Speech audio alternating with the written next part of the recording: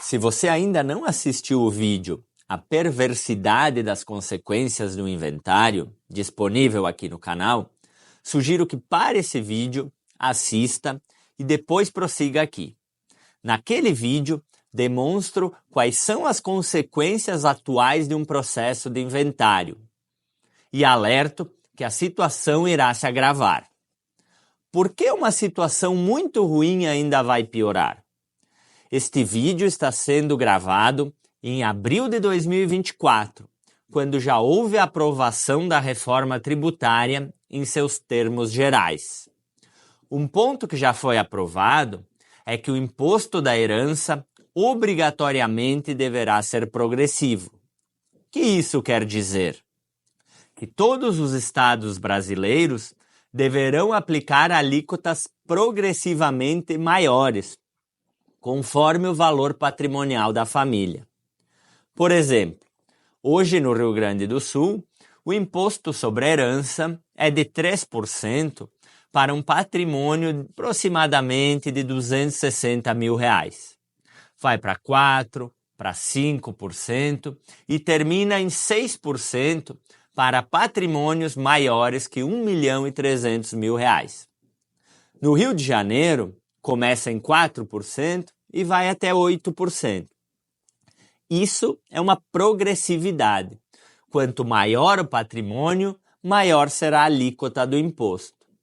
Mas existem estados em que a cota é única. São Paulo, a alíquota é 4%, Minas Gerais é 5% e no Amazonas é 2%. A partir de agora, todos os estados terão que aplicar essa progressividade. Além disso, hoje, a alíquota máxima que os estados podem aplicar é de 8%, o que está previsto na Resolução número 9 de 1992 do Senado Federal. Quem tem a competência para alterar esse limite máximo? É o Senado Federal, por disposição expressa da Constituição Federal. Esse limite não é alterado desde 1992, há mais de 30 anos. Mas já está tramitando um projeto de resolução no Senado, de número 57 de 2019, para aumentar a alíquota para 16%. Isso é o dobro do limite atual. Se não bastasse, o Conselho Nacional de Política Fazendária, o CONFAS, encaminhou o ofício número 11 de 2015 para o Senado Federal, propondo o aumento para 20%. Vocês entenderam o tamanho do problema dos inventários futuros? Sair de um imposto de 8% para até 20%. Mas vamos entender um pouco melhor porque isso irá ser aprovado. Quem é o CONFAS? É o Conselho Nacional composto por todos os secretários da Fazenda dos estados. É o órgão que está pressionando o Senado. Lembrem-se que esse imposto vai para os cofres do estado. E quem o Senado Federal representa? A população? Não!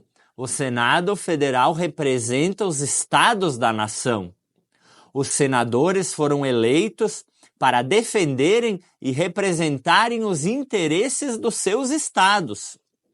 Aliado a isso, os estados são os entes que mais irão perder a arrecadação com a atual reforma tributária. E como já esbravejado pelos governadores, eles estão exigindo uma compensação da União, como se fosse uma moeda de troca. Essa moeda de troca é o aumento da alíquota do imposto sobre a herança, que será votado no Senado Federal. Ainda não tem data prevista, mas a pressão está cada vez maior.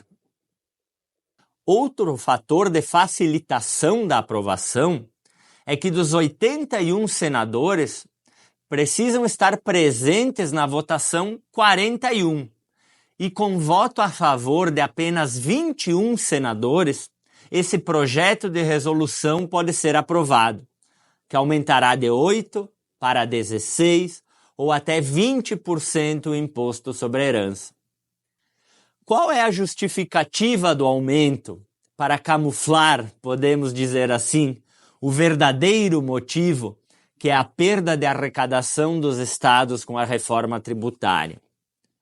O Brasil é um dos países do mundo que menos se tributa a herança.